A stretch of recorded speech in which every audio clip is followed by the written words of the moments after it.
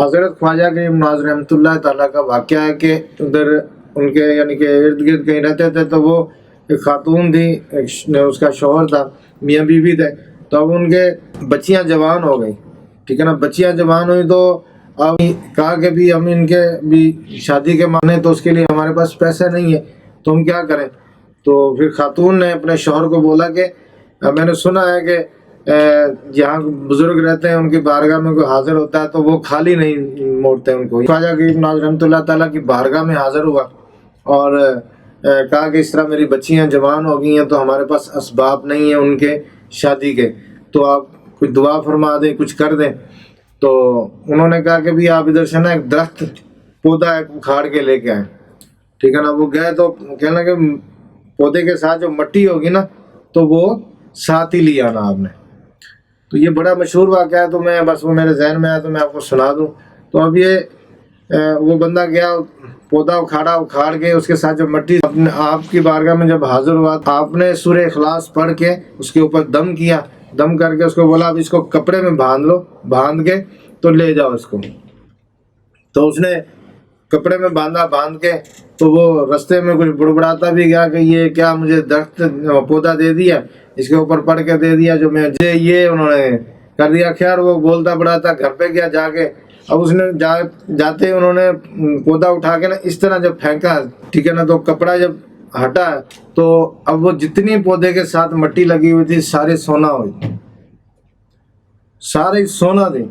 وہ بندہ حیران پریشان، یہ کیسے ہو گیا؟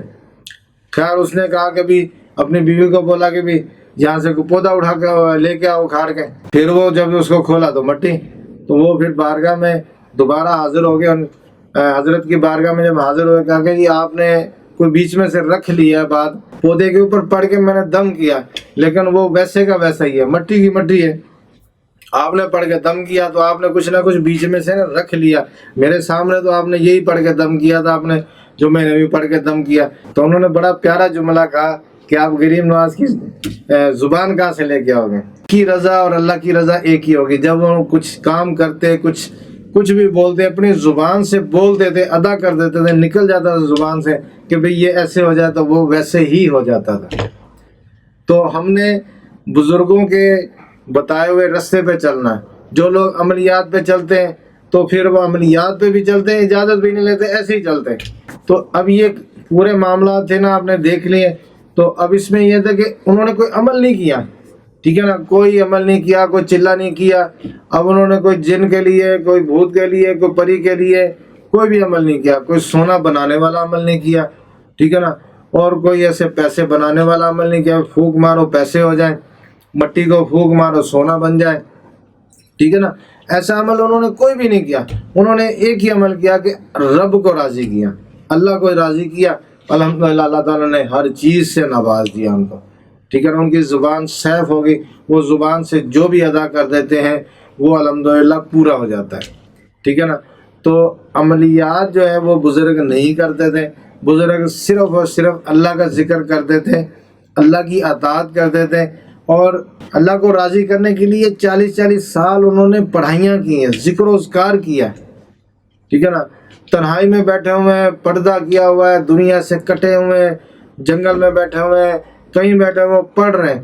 تو اب کیا ہے کہ انہوں نے اپنی زندگی کا جو معمول ہے وہ بالکل مختصر کر لیا، زندگی کو بالکل مختصر کر لیا، اور صرف اللہ کی رضا کے لیے انہوں نے پڑھا، لوگوں سے چھپ گئے، ٹھیک ہے نا، پردہ کر کے انہوں نے پڑھا، ظاہری بالکل بھی نہیں پڑھا۔ کہتے ہیں نا کہ نماز آپ پڑھو تو مسجد میں جاؤ، ٹھیک ہے نا، جب اللہ کا ذکر کرو، اللہ کے لیے جب آپ نوافل پڑھو، ٹھیک ہے نا، اللہ کا ذکر کریں تو پھر وہ چھپ کر کریں، ٹھیک ہے نا، جب آپ چھپ کے کریں گے نا تو اس کا بہت زیادہ آپ کو فائدہ ہوگا۔ ہمارے اسراف ہیں، ہمارے بزرگ ہیں، تو انہوں نے الحمدللہ جو ذکر و اذکار کی ہے وہ اسی طرح کی ہے، یار ہم نے بالکل بھی نہیں کرنا۔ سب سے پہلی بات یہ ہے، ٹھیک ہے نا۔ دوسری بات آپ نے صاحب مجاز سے اجازت لینی ہے۔ تیسری بات آپ نے نگرانی میں پڑھنا ہے، ٹھیک ہے نا۔ جب آپ کا عمل مکمل ہو جائے گا تو پھر اس کے دیکھیں فیوز و برکات آپ کو کتنے ملتے ہیں۔ آج کل ہمارے لوگ مارے پھر رہے ہیں اور کوئی کہاں سے فون کرتا ہے اجازت دے دے حضرت، کوئی کہاں کرتا ہے، اور پھر اجازتوں کے ساتھ رجتیں مل جاتی ہیں اور پریشانیاں ہوتی ہیں۔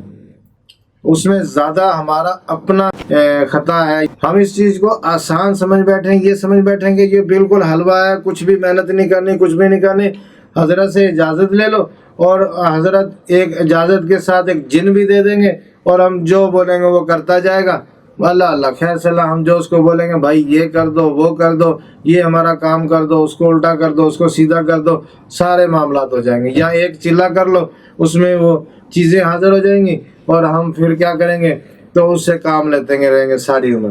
ایسا بالکل بھی نہیں ہوتا، ٹھیک ہے نا۔ مرشد کی نگرانی میں، استاد کی نگرانی میں آپ عملیات سیکھ رہے ہیں، اور اس کا پورا پروسیس کے ساتھ احتیاط کے ساتھ سیکھیں، ہر چیز آپ کو مل جائے گی، ٹھیک ہے نا، ہر چیز آپ کو مل جائے گی۔ آپ جب ذکر کریں گے اللہ رب العزت کا، اللہ رب العزت اور اس کی خوشنودگی کے لیے، اس کی محبت اور قرب پانے کے لیے، حضور پر صلی اللہ علیہ وسلم کی شفاعت پانے کے لیے، اور سلسلے کی برکتیں پانے کے لیے، تو آپ کا عمل بھی کامیاب ہوگا، آپ کے اوپر رجت بھی نہیں آئے گی، آپ کو نقصان بھی نہیں ہوگا، اور آپ اس سے ہر طرح کا کام بھی لے سکتے ہیں، ٹھیک ہے۔ تو ماں باپ کو برکتوں سے نوازے، یہ تھوڑی سی کوشش ہے۔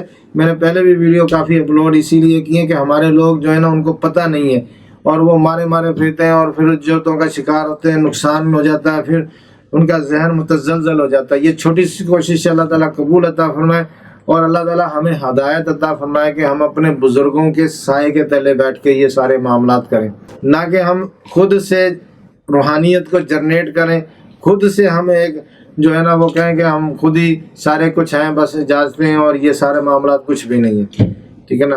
اللہ تعالیٰ برکتوں سے نوازے۔ خانقاہ انوار تارکیہ کو دعاؤں میں یاد رکھیں۔ السلام علیکم ورحمۃ اللہ وبرکاتہ۔